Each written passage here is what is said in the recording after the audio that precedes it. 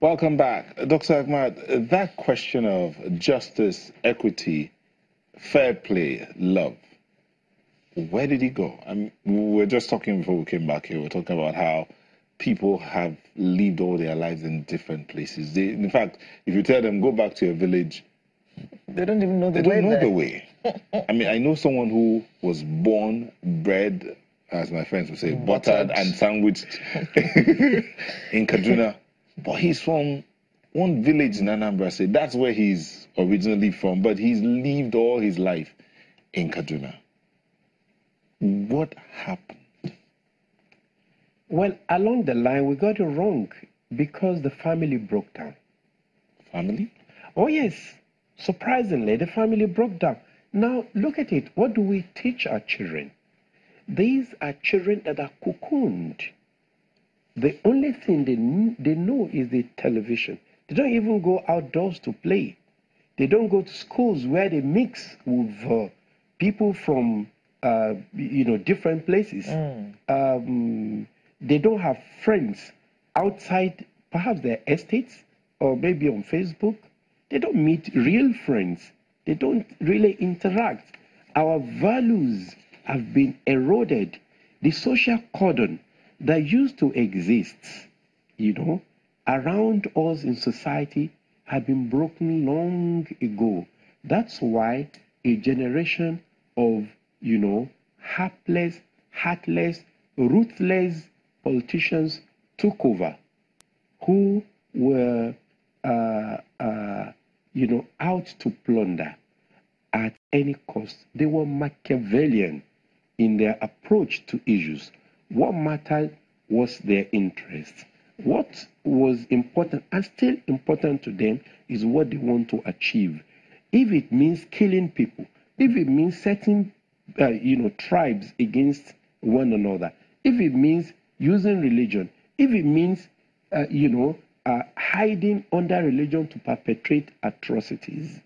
Look, not too long ago, I think Dr. Fashola is going to be about the oldest on set here. The rest of us, I believe, are much younger. But even at that, we still met a society with values. We still met a society that was together.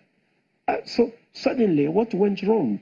I know a lot of people from the southeast, south, who went to schools in the far north, and they made home there. They worked there. They married from there. But suddenly the song changed. Everything went wrong. Our school system collapsed. Merit was no longer, part of the deal. This didn't come from, outer space. It is what our hearts earned. Shouldn't the conversation therefore begin to be about how we are going to get our country back? And how we're going to entrench all these things that we are talking about? Back. The country is too large. It belongs to no one. Who is in charge? We should get our homes back. We are no longer at home in our homes. Our values as a people have been greatly eroded. So each person should now begin to talk about how we're going to do our own little part in entrenching what you're talking about. Well, I feel that justice. Our leader has mentioned just one dimension of the problem. Okay? As an economist, I see other dimensions. One is materialism, the oil boom. Okay? When the came, we had a lot of wealth. Okay? And because of our tribalism, nepotism, we had a problem during the Civil War when we will now look for solution and say, okay, somebody from Middle Belt, Yakub Gowon, to head the nation. At that time, all wealth came. We are inundated with all wealth. People had jobs in construction work, they moved them from villages to town. At that time, we had access to plenty of wealth. And corruption started, materialism. I remembered, because I was a planning officer in the Ministry of National Planning, 1972. And Chief Obafemi resigned out of protest to corruption. That he complained that the military spent 1 year's budget in 3 months.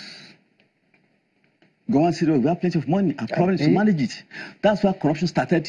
The oil boom started the problem. Okay? And then the military came in to worsen it.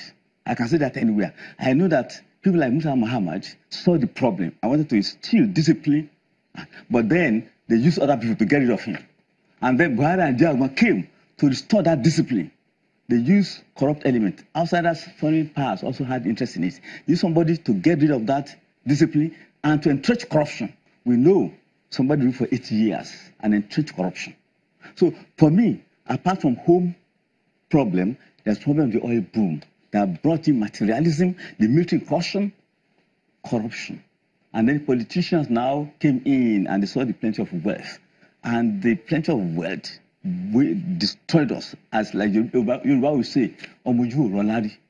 Now we start to amass wealth. How do we begin to fix this? Now, we can't continue like about this. The dimension of the home is a lot complicated thing. Somebody asked, should women be working? I said, okay, I don't have no problem for women working, but who will take care of their children? Not all women should be working. When you have children, kids at home, your husband is working from morning to night, your wife is working from morning to night, and children are allowed, they are free. They can practice anything, nobody to groom them, and develop all kinds of bad habits. A major role of women is upbringing of future generation. Women don't seem to appreciate that role. Not all women should be working. Women that have grown-up children can work, but women that have little children, now put them in some day home, the social centers. So the home has problem with that. So that's one of the dimensions that our leader mentioned. However, the major problem is materialism. The oil boom. That spoiled people will now pursue wealth, and then we departed from religious teachings, both Christian and Muslim moral teachings. Those days were good, whether Christian or Muslim. I know a leader of Christianity who attended Muslim college, Ahmadiyya College, Ibadan. I attended Christian college, United Christian Papa. So good can come from anywhere. A leader of Muslim was trained by Christians, another leader of Christian was trained by Muslims. That's how this goes.